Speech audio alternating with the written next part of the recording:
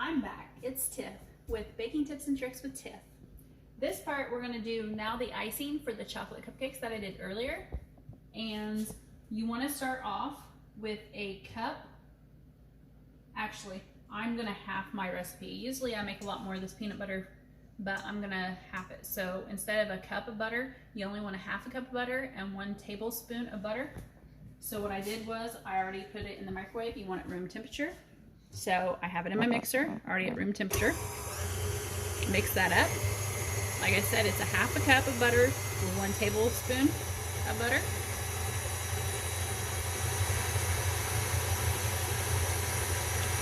Once you get that mixed up, the next thing that you're going to want to do is you're going to want to place the peanut butter in. And your peanut butter is going to be 1 cup of peanut butter.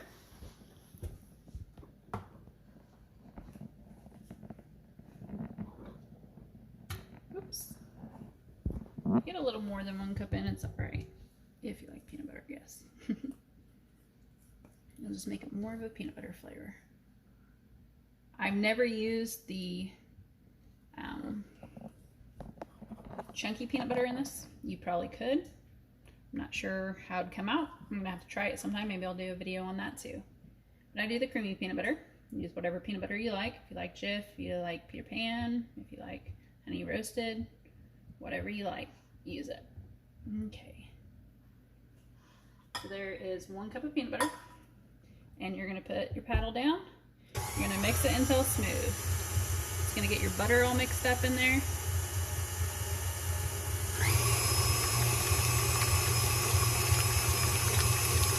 You don't want to mix it too much to make it too runny, but once you start adding your powdered sugar in there, it'll start to thicken it up.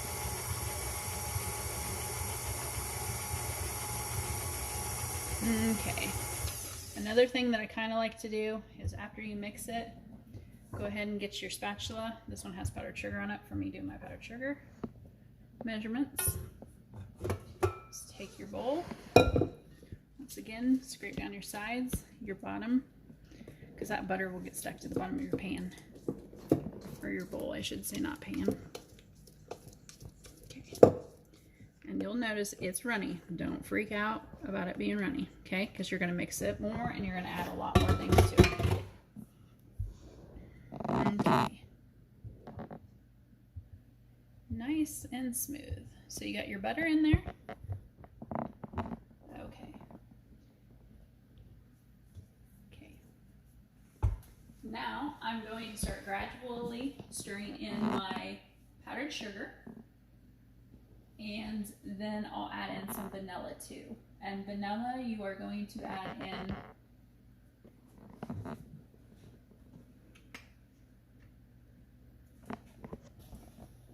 my vanilla first, and then that way I'll keep my... Okay, now you're gonna add in your vanilla, which is about a tablespoon. Add that in. Go ahead and kick it on. Watch that you don't splash yourself. Get that mixed up in good. You don't want to taste any of the raw vanilla, which it will get mixed in a little better. And yes, it'll make it a little bit more runny, but don't worry about that. Like I said, you're going to add in some powdered sugar. Okay, now you're going to sift out 2 cups of powdered sugar. Trying to not make a mess over here. And I'm going to slowly add it in. So if you add it in too fast, you're going to get a powder mess once again. Add in about 1/3 cup at a time. You can add in more, or you can add in less at a time. Just go ahead and mix that up. While that's mixing, I just take some salt, add a little bit of salt in my hand, just whatever you think. Throw that in there just for the salt.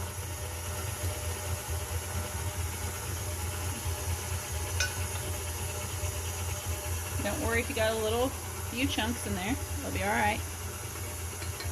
I'm going to stop my mixer so I don't make a mess, because nothing's worse than making a mess with powdered sugar. I'm going to go ahead and dump 2 at a time in.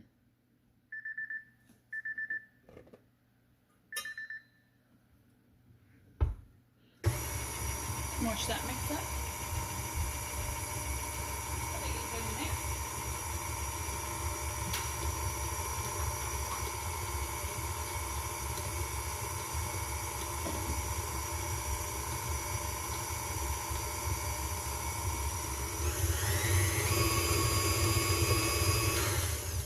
And just like on all the other recipes, just take your spatula, scrape all this off every so often. That way you don't got chunks of powdered sugar everywhere.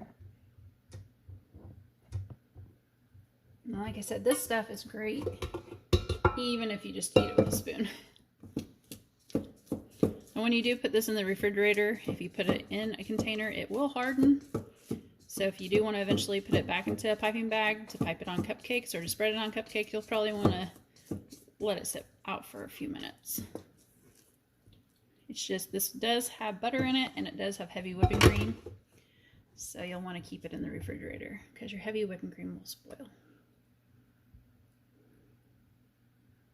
So you cannot leave it out for long periods of time. That's what I tell everybody when I give them some of my cupcakes. I'm like, put them in the fridge because they do have heavy whipping cream in them. Try not to make a mess. I'm adding a couple scoops at a time. That way you guys don't have to keep watching me add. I'm going to slowly start churning it.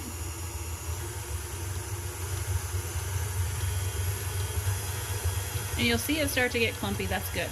You'll start to hear your mixer change on its speed, which is absolutely fine. Pull this up. Go ahead and add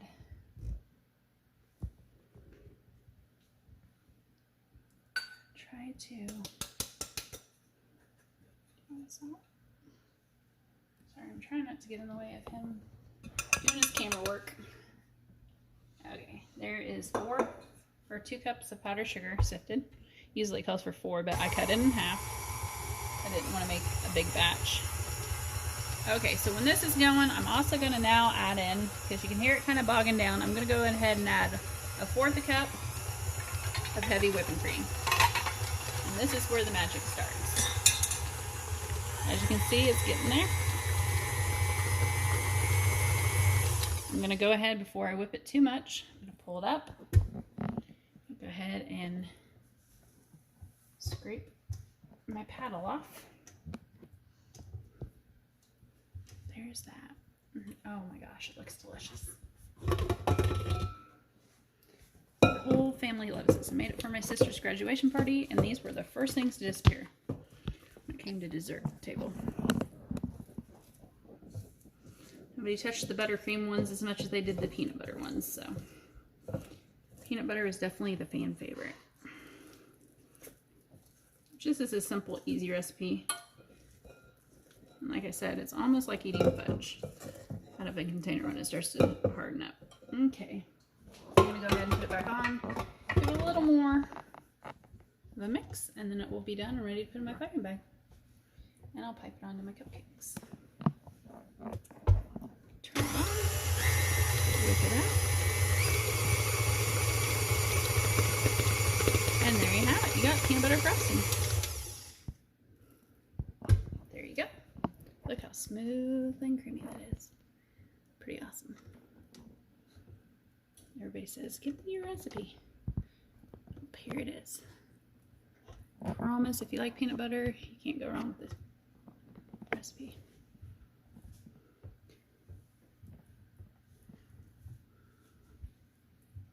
I don't know what it tastes like if you froze it, but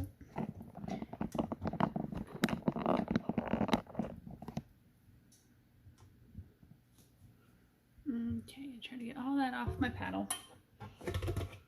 Okay. Now, what I'm going to do is, I got Wilton's icing bags. I cut a little bit of the tip off to stick in my icing tip. Don't cut too much off, because if you get too far when you go to put any pressure on it, this thing will just shoot out. I've done that many times. Alright.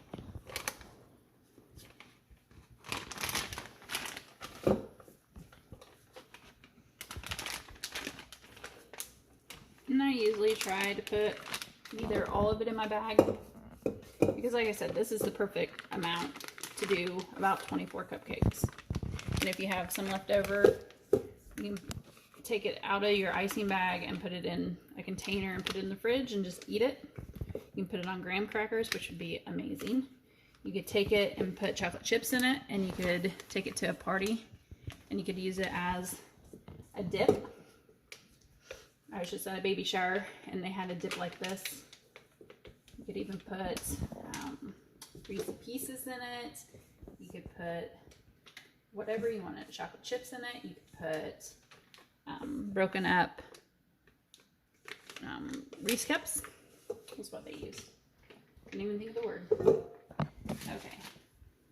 Now I'd made some extra cupcakes, which those are for my family to devour.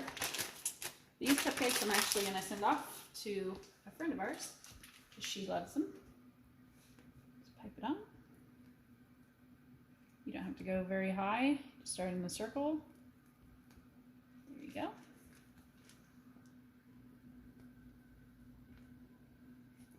Complete your circle. Don't get too far off the cupcake, and if you don't get out far enough, you'll have that little ledge, which is okay, but it's not ideal. I'm going to take the cupcakes over here so they don't get warm by the oven still being on. I'm getting ready to start some dinner, so my oven on. Let me get these done real quick. Here's those. Those are done there. And I'll keep going.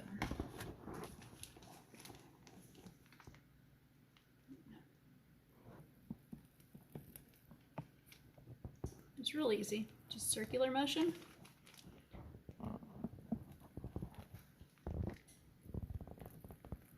I like using the bigger star tip. They have a more open star tip that you can use, kind of get different effects. Just play around with it. If you don't like how you iced it, scrape it off and start over.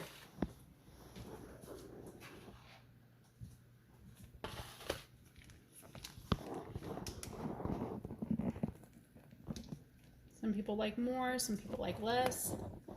My husband doesn't really like that much icing on his, so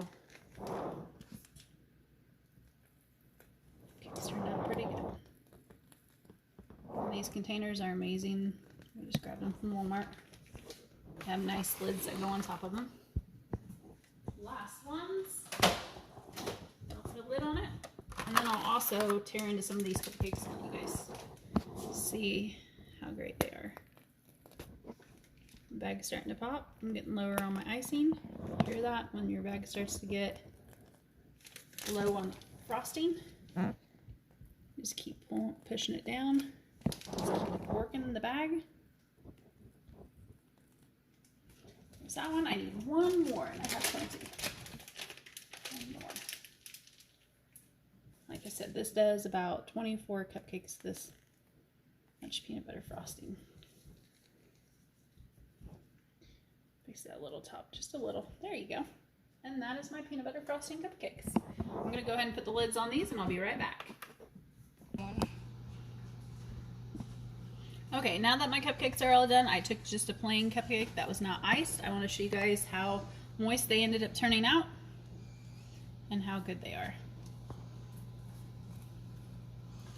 You can tell, you can smush them down. I don't know if you can hear it. And you can actually squeeze them down and they pop right back up. This is what I'm talking about with them being moist and just popping right back up. See how they just sponge right back up? That's what the pudding does. It helps them become that way. I'm going to break it open. You can see how good they are. And just like I said, real squishy and moist.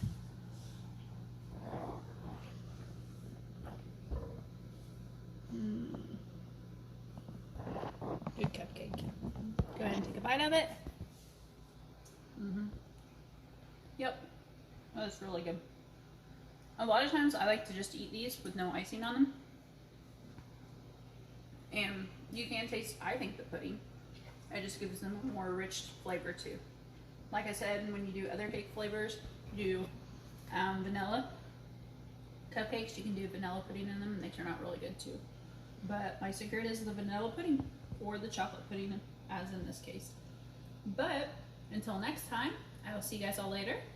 Thank you for watching my video. Like, subscribe, comment, and if you have any questions, let me know. And I'm gonna go cook some dinner, so I might film that next. And have a wonderful evening. Bye.